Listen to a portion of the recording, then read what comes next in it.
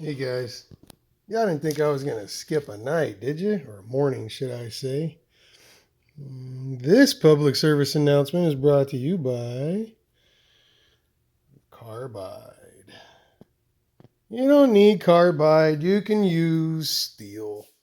But what's important is if you buy this, get yourself a 180 rotor.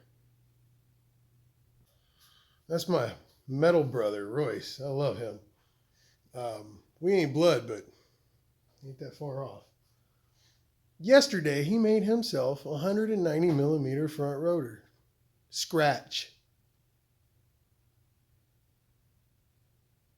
I know it sounds like something I would do, but it's something Royce did. He was trying to solve this problem. The problem that we have is these are dirt bike forks, right?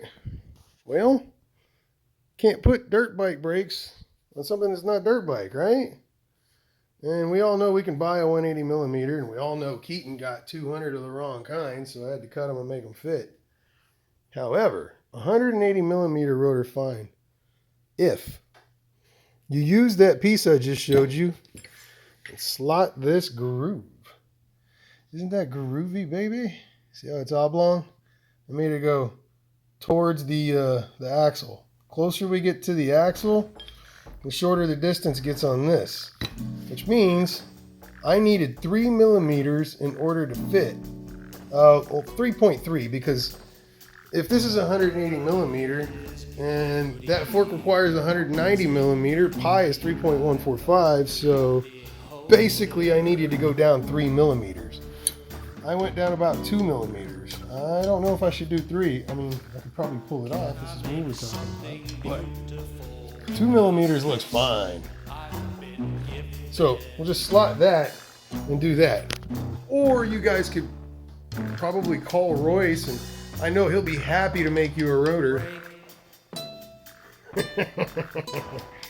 Anyways, I'm getting prepped up for the install video. We're gonna do it today, but I got way too busy, and then my girlfriend said that she was gonna try, but somebody called and said they wanted to buy one of our 100-gallon aquariums, so that stopped everything. I'm gonna go ahead and continue getting everything finished up. Tonight I figured out that if you drill into the brake mounts on these forks, about 2 millimeters or so, you can use the dirt bike brakes that I have with an electric brake switch and put them on as long as you get yourself a 180 millimeter rotor. Please try to get one. I'll do it, but it's not like it's my favorite thing in the whole world, and it's not like I have an infinite amount either. So to save everybody some time and shipping, probably be a good idea for you to grab yourself a 180 millimeter rotor. I'm gonna get back to it. Time is nigh.